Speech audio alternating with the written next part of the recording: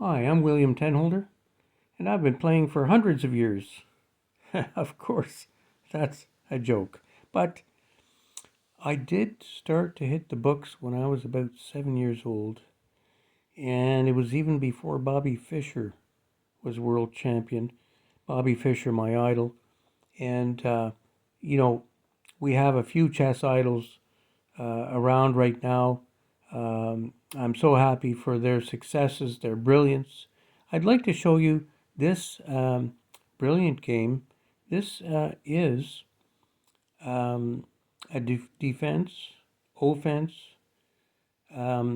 This game is played in a defensive way.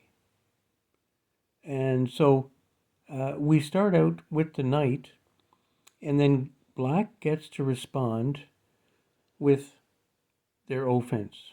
Okay, so we'll go through this. Um, this is my favorite. It's the Reti opening. Gives you a chance to bring out your knights. So here we go. You oppose the pawn, of course. Don't want them to get too deep inside. And we go along pretty quickly now. They bring out the two pawns. You solidify. They attack the king. You protect the king. They attack. And now you've developed your queen side. So that went very nicely. They bring out their knight on the queen side. And now we're going to just move this along very quickly because right away that's a green light to pin that knight. And that can be very, very effective. So now we're going to move on. They brought out both knights. So they're one tempo behind at this point, which is natural. So again, that's a green light to go in and take that pawn. This is a very sharp line. It's very aggressive, and you're going to see why. So now they are going to castle, and I do a defensive move, and they bring in the knight. Now, this is a great line. It's very sharp. So watch what happens. I brought the knight back to g4, and they choose to come in and attack with their knight. And, it's a good attack, I think. This is how you refute it. Okay? Yeah. Takes. And now we get a little bit of chess magic. Okay? This is going to be chess magic. It's the beauty of the game of chess. So they attack the bishop. The bishop moves to an attacking square. And this attack they're unaware of this possible attack because very few people will do this. Look at this. Queen attacks from the E file.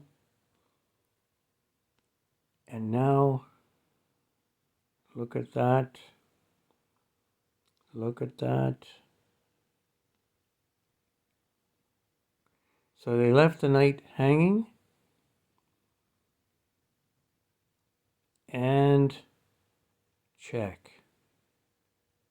So this is just a beautiful setup because we can always take that knight, right?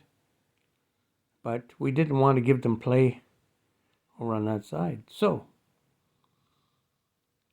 they take, and we take, and it looks like I just gave up the exchange, right? Watch how this magic happens. Boom. The knight's gone. Now we have a game where we can see the two rooks on the white side against the rook and the bishop. Now, that is magical. And we see how this plays out. The queen gets into position. And now my queen goes on the attack. And now we're going to go through this fairly quickly. This is a discovered attack on the queen. Queen must move. A lot of games end because you didn't see that. Queen must move and must pick a good square. This is an attack on the rook. The rook has to move. And now we go through this game pretty quickly. Exchange of queens. Castle, putting the rook in a good position. And we're going to go through this pretty quickly now. You can always pause if you need to. But this is the kind of attack that wins games, right? You see the attack on the bishop. The bishop takes the pawn. This allows the rooks to double up. This is a winning game now. Not only do we have two rooks, but they are doubled up. This is the Tower of Power. Okay. Bishop comes back to see what else it can do. And now the Tower of Power is going to go into action. Once you get that rook, this is the objective. You get the rook to that 7 line, and it's pretty much game over now. So now we can see the bishop's moving. The rook moves into position so they can double up on the 7th line. The bishop's moving around, taking pawns. Meanwhile, they're unaware at this point of the power of these rooks. Now, they do have a passed pawn. And so this is somewhat an equal position if you don't handle it properly. You have to make sure that you take care of that passed pawn. Otherwise, it could be trouble. So, this is a great move because it is a pin and it will eliminate that pawn. Now, well, let's see what happens. They decide to move the rook. Look at that. They just didn't realize they were giving up their bishop. So, unfortunate for them, and the rest is history, as they say. We just simply march in and we take what we won. They have an attack, but we can double up the rooks. King has to move. Now, it could be a perpetual unless you do this. Okay, do that.